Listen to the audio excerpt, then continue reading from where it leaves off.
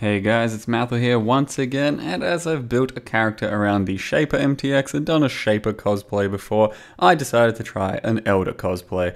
Now that is just a bunch of MTX that make you look kind of like Elder, and then you've got a couple of attacks that are somewhat similar to Elder in Frostblades and the Stygian effect here, as well as the Tentacle, Hentai, Slam, and Ancestral Warchief, and you can get a couple of them. You can also get a Mark of the Elder and have another Tentacle, so close enough. I'm basically Elder in this character, and I'm of course playing an Old Man Inquisitor, which is Elder, right? Makes sense? Right, we're all on board. So Elder cosplay character using Frostblades, and I went kind of hard on a bit of crafting here and decided to try and make a good, strong Frostblades character because it has been quite a while since I've played a Frostblades, and especially one that I've tried to make really good. The last couple I've played was on solo self-found flashback, and before that I think was just like sort of basic cheap raider. This one is kind of more of an all-out min-maxy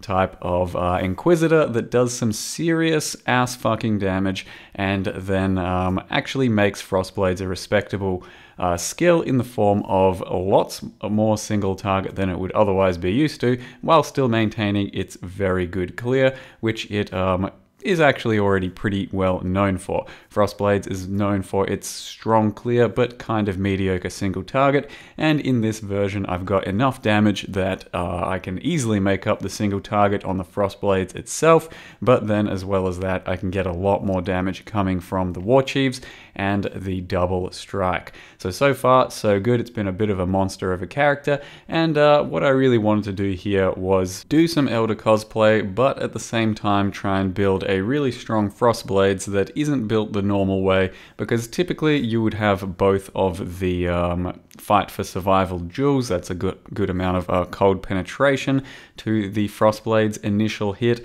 As well as that, you'd use something like a Frost Bomb, and that takes care of a lot of your penetration. But what you don't need to do with an Inquisitor is penetrate. So you can build with all kinds of different damage in mind, not just pure cold, and it becomes kind of a flexible way of building. So originally I was just grabbing a dagger with a bunch of attack speed, I think a 26 or a 27 attack speed roll, and then I was going to let just sort of fate decide as to what or how I would build it. If I crafted a really strong physical one, I would go from physical to elemental conversion and be primarily cold, but do plenty of other type of damage as well. Some fire, some added lightning, that sort of shit. If it just ended up being a really good elemental dagger, I would stack pure elemental in the form of abyssal jewels, and that would be extremely strong as well.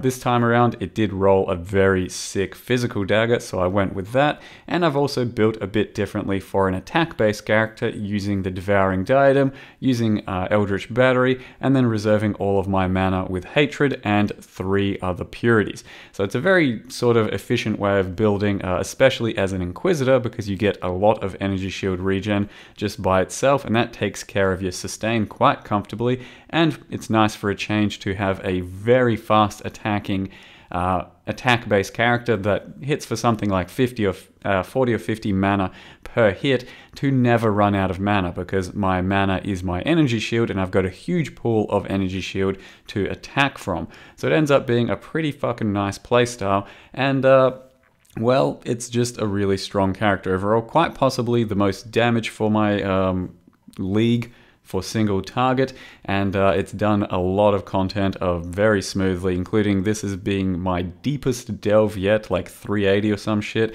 and what do you know, an Abaxoth spawns and he's gone. So we've got really not single target, and it is because I managed to craft a rather nice dagger and the way I've built in the end. Now this is going to be just sort of a single target while I'm still gearing up and building into the character, but it's just stupid with the Vile skills if you can count those in most encounters, and you certainly can. But even then, against the one small piece of endgame I've done, a tier 9 Elder, you don't have Vile skills and you do insane damage.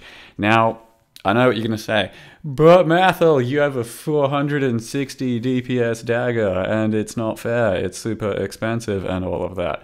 Well, yeah, but it's a pretty large amount of overkill damage, as you can see, for starters. And second of all, this has been my entire point since last league, that melee and attack-based builds aren't in that much trouble as everyone else is making them out to be. They're saying that melee sucks and it's just not that good compared to spells and all of that, and they took away stat sticks, while at the same time never utilizing any of the shit that they give us to become better and better and stronger as characters.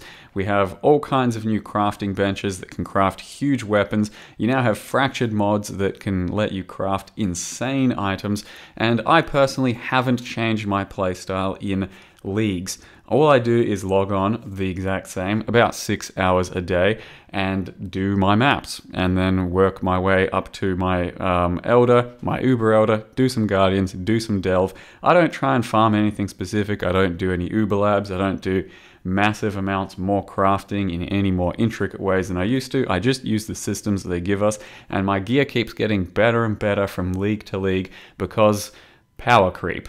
It's just there. So it's there for you to utilize, and so you can't really say it's not fair using better stuff, because the better stuff is there to be used and it is achievable if you put a little bit of effort into it, like I have, and that's how we are where we are today. But like I said, bit of an overkill anyway. Still, I want to show you exactly how I've built the character so far, just so that this rant doesn't go completely wasted. So here is currently the character level 89 Slappening, and that is based around the Tentacle MTX for the Ancestral War Chief. Putting together the entire set is somewhat expensive. It's like $100 in micros, because we're talking a full Elder microtransaction there, the Void Wings, and then on top of that you got the Ancestral War Chief micro and the Frostblades micro. So it does end up being, well, pretty expensive stuff, but it is just a novelty and a meme, and you don't have to do that to play this character, obviously. So to carry on from the point I was just making about, you know, more expensive shit, here's my dagger. It's pretty expensive shit, but I managed to craft this because, well, it's a lot easier now with the 27 attack speed locked in as an Imperial skin. I wanted to try and emphasize that daggers are fine. No one plays them, and it's an option, because you take an Imperial skin with this mod and it costs 5 to 10C to buy as a base. You take a Imperial Claw with this sort of base with the attack speed, and you're looking at something like 1 to 2 exalts, because that's just what's popular, that's what people do. It is better technically, but when this is available and you can craft, then why not do it? Because it's very much cheaper and more achievable, and it's still plenty fun to build around. So I bought one of these, I bought another dagger with these sorts of rolls over here somewhere, there, another 27 attack speed or 26, and I just wanted to craft, and if it got me somewhere, I would make this character and see how it would go. So it could have either been a physical one, it could have been an elemental one, but I would have tried to make Frostblades work as an Inquisitor, and I think both the pure elemental and the physical will be just as strong as each other. And currently this dagger is 466 DPS, something I would have never in my wildest dreams had, because well, back, you know, a couple years ago this would have been a completely mirror tier dagger, and hits can't be evaded wasn't really something you could craft either.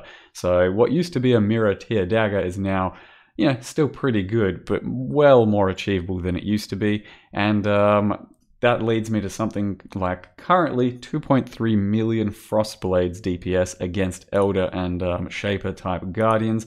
And then I've still got Vile Double Strike, a bunch of those clones going out, which deal an additional roughly 1.5 million.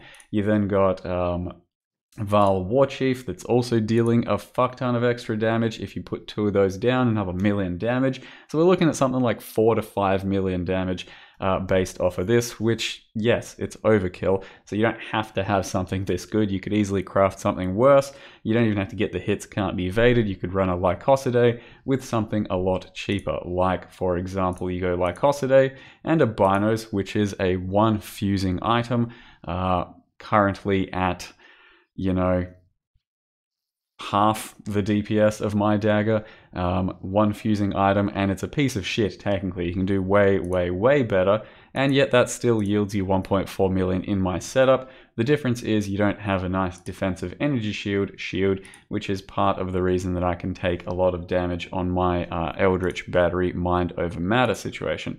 So it is a lot stronger to do it this way, but you can do much, much different budget setups, and this is simply going to be just one way of building around these daggers at the moment, as an Inquisitor with Devouring Diadem and Eldritch Battery. So that's a bit of a rant about the dagger whole thing. It's just something I want people to think about is that there's a lot of possibilities in this game, a lot of opportunities, and you can look in a lot of different places where things are a lot cheaper and a lot more underutilized that you can still make insanely strong just because, well, it's not such a popular thing. So you can get these sorts of daggers for a lot cheaper because no one really cares about them. Likewise, a really good example I always have wanted to use or have possibly used is currently Magma Orb is still one of like strongest fucking spells out there, and one of the strongest enchants for it is the 2 additional chains on Magma Orb, and that shit is dirt cheap because it's just not popular, but it's insane. So it's underutilized. I could make an insane character out of that, and you'd be like, holy shit, this character is so stupidly OP, but it's not expensive right now. You'd then say, oh, it's really expensive because I've played it, but it's not right now, is it? You can just go out there and do it. And there's lots and lots of examples of that in the game at the moment, using skills that people don't use, items that people don't use, and still becoming a very strong beefcake.